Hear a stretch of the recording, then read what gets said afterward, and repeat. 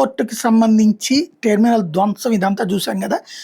అయితే ఇరాన్ మాత్రం ఆ ఎయిర్‌పోర్ట్‌ని మేము పేల్చలేదు. మేము ఎట్లాంటి ఇది చేయలేదని చెప్తుంది. పెజెష్కియాన్ వద్దని చెప్పాడు. ఐఆర్‌జీసీ లేదని ఇప్పుడు కబుర్లు చెప్తోంది.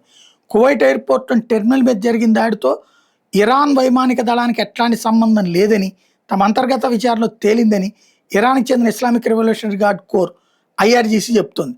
ఐఆర్‌జీసీ ప్రతినిధి హుస్సేన్ మొహబ్బీ ఈ విషయాన్ని ప్రకటించాడు. దాని లక్ష్యంగా తమ దళాలు దాడులు చేయలేదన్నారు. Iran డ్రోనుల్ని అడ్డుకోవడంలో America పేట్రియాట్లు విఫలమవుతున్నాయి. వాటి వ్యవస్థలో లోపం వల్లే ప్రయాణికుల టెర్మినల్ ధ్వంసమైందని ఆరోపించారు. అంటే అమెరికా ఇచ్చినటువంటి ఎయిర్ డిఫెన్స్ సిస్టమ్ ఫెయిల్ అయ్యి మా డ్రోన్లని పేల్చలేక అమెరికన్ పేట్రియాటిక్ మిస్సైలే మిమ్మల్ని వచ్చి పేల్చేసింది అన్నటువంటి విషయాన్ని చెప్తున్నారు. నీ డ్రోను ఆ ఎయిర్‌పోర్ట్‌కి వెళ్ళడం అన్నది కరెక్టే కదా!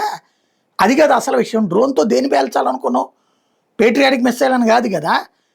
ఎయిర్‌పోర్ట్‌నే కదా!